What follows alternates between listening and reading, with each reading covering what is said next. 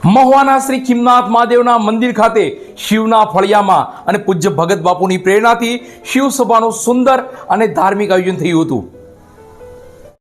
મહુવા શહેરના શ્રી ખીમનાથ મહાદેવના મંદિર ખાતે યોજાતી શિવ સભા આ રવિવારે ખાસ રહી હતી, કારણ કે બાળકોને યોગ શીખવાડવી, ધર્મના જ્ઞાન સાથે શરીર પણ તંદુરસ્ત રહે તેવું આયોજન કરવામાં આવ્યું હતું.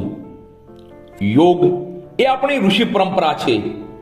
વર્ષો પહેલા આપણા સંતો, ગુરુવર અને ઋષિ મુનિઓ આ યોગ પરંપરાને અનુસરી વર્ષો સુધી તંદુરસ્ત રહી રોગ મુક્ત રહી શકતા હતા.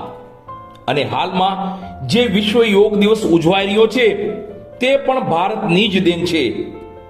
ભારત દેશના યશસ્વી વડાપ્રધાન નરેન્દ્રભાઈ મોદીએ 2014ના વર્ષમાં સંયુક્ત રાષ્ટ્રના સંબોધનમાં 21 જૂનની તારીખે વિશ્વ યોગ દિવસ ઉજવવા સૂચન આપ્યું હતું અને ત્યારથી જ દર 21 જૂનના રોજ વિશ્વ યોગ દિવસની ઉજવણી થઈ રહી છે. ત્યારે મહુવા શહેરના શ્રી ખીમનાથ મહાદેવના મંદિર ખાતે આજે શિવ સભામાં પણ યોગ શીખવવામાં આવ્યા હતા, જેમાં જ્યોતિબેન બુસા અને ભાવનાબેન શુક્લ દ્વારા તમામ બાળકોને યોગ શીખવવામાં આવ્યા હતા.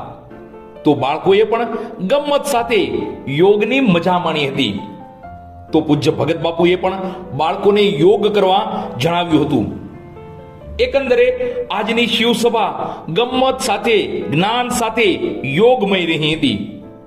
તો યોગ શીખવનાર જ્યોતિબેન બુસા અને ભાવનાબેન શુક્લનું શિવ સભામાં શ્રી ખીમનાથ મહાદેવના મંદિર વતી સન્માન કરવામાં આવ્યું હતું.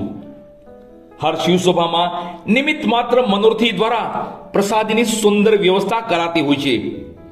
ત્યારે આજની શિવ સભામાં સ્વ જેકીબેન કાનાભાઈ ટાટાના સ્મરણાર્થે તેમના પરિવાર દ્વારા મનભાવન પ્રસાદીની વ્યવસ્થા ઊભી કરવામાં આવી હતી.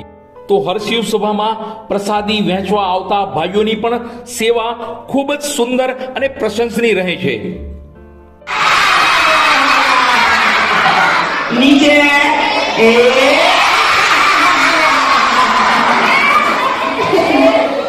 અને હવે કહો બોલો.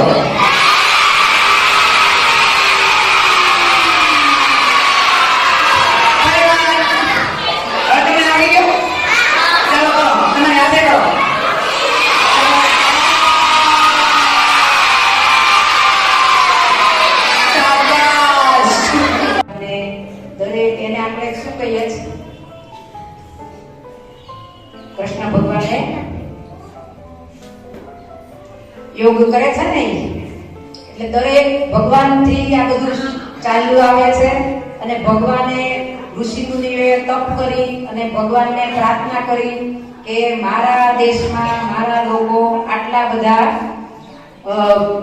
બીમાર છે, બધા એ લોકો ખૂબ જ બીમારીથી પીડાય છે, તો એને માટે મારે શું કરવું. પછી તપ કરીને ભગવાનને પ્રસન્ન કર્યા. ભગવાને ઋષિ મુનિઓએ યોગની સાધના શીખવાડી. એટલે આ ભગવાનનું બતાવેલું છે. એટલે આનાથી આપણે કોઈ દિવસ બીમાર ન પડીએ જો બરાબર કરીએ. એક દિવસમાં 1 કલાક, 24 કલાકમાં ખાલી 1 જ કલાક કરવાનું છે. કોઈ દિવસ બીમાર ન પડીએ, કોઈને દવા ન લેવી પડે, કોઈને ડોક્ટર પાસે જવું ન પડે અને અત્યારના ખર્ચાઓમાંથી આપણે બચાય. આજે આપણે ત્યાં યોગ માટે આવ્યા અને તમને ખૂબ આનંદ કરાયો, યોગ શીખવાયો. બને ત્યાં સુધી આ જ યોગ તમને જે શીખવાયો છે એને તમે ઘરે જઈને પણ કરી શકો છો. તો સવારમાં વહેલી સવારે, સાંજના સમયે જ્યારે આપણે અનુકૂળ આનંદ થાય આ યોગ નિત્ય કરવાનો છે તમારે. સાથે સાથે આપણે ભાવનાબેન અને જ્યોતિબેનને વિનંતી કરીએ એક રવિવારે પણ અમારી આ બાળકોને યોગ માટે તમે પ્રેરિત કરો અને તમારી સેવાનો લાભ અમારા શિવ બાળકોને શિવ છોડો આપવાની વિનંતી છે. તો આજે